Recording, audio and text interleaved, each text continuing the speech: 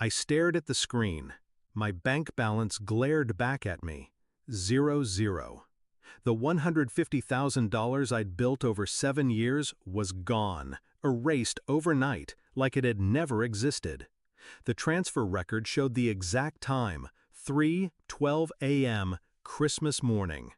I didn't have to guess who did it. I knew. And when I turned my head toward the living room, there he was, my older brother Daniel, slouched on my sofa, sipping coffee like it was any other day. He smirked, eyes glinting with something poisonous. "Prove it, Miss CEO."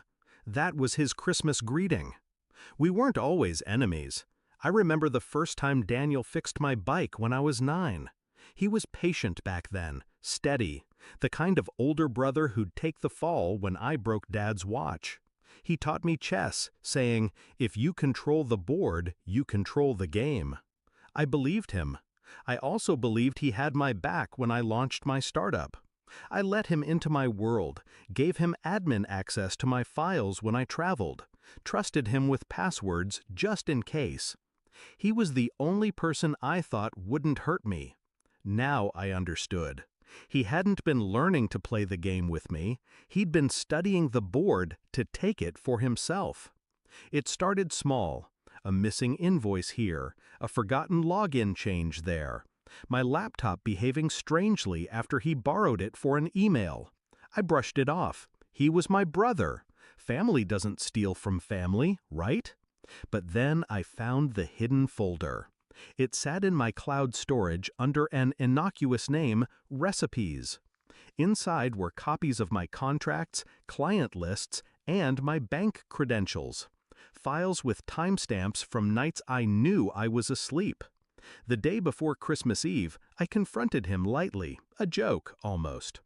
"Hey, been poking around my laptop lately?" His laugh was casual, too casual. "What, you think I'm hacking you? Relax." It wasn't until Christmas morning, when I saw the empty account, that his laugh replayed in my head like a confession. My first instinct was rage. But rage burns fast. I didn't scream, I didn't cry. I shut my laptop, poured myself a coffee, and wished him Merry Christmas. Because a man like Daniel expected fireworks. He expected me to threaten, to beg, to call the bank immediately and get nowhere. That's what amateurs do when they're blindsided. I wasn't going to give him that satisfaction. I was going to make him choke on the very game he thought he'd mastered. Step 1, evidence. That same day, I logged into my secondary laptop, the one he didn't know existed, and restored a security backup I'd made months ago. I'd always been paranoid about cyber theft. Now, that paranoia was my weapon. The backup contained keylogger records, access logs, and IP traces, all pointing directly to his apartment. I packaged the data neatly, like wrapping a gift. Step 2, timing. If I went to the police immediately, he'd still have my money hidden, and he'd fight me for years in court. No, I needed him to believe he was untouchable long enough for me to corner him. So I waited, and oh, he spent. 3 weeks later, he posted photos from Dubai, Rolex flashing, champagne spilling over marble tables. His captions were cocky, "Work hard, play harder."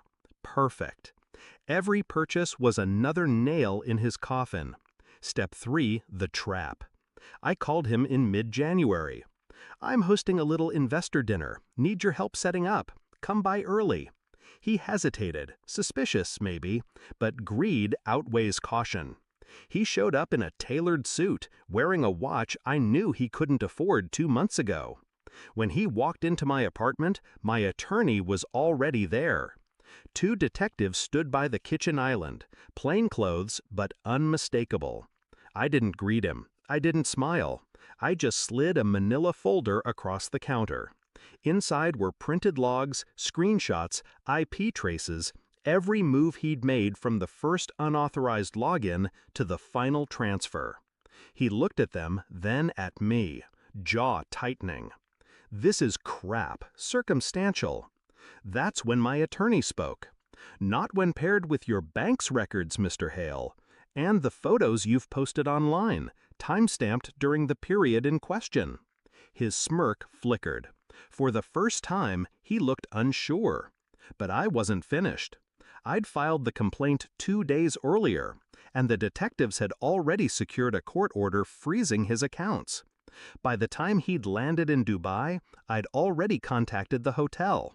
His penthouse reservation had been prepaid by a card now flagged for investigation, which meant when he left my apartment that night, he'd have nowhere to run back to. "You think this will hold up?" he spat.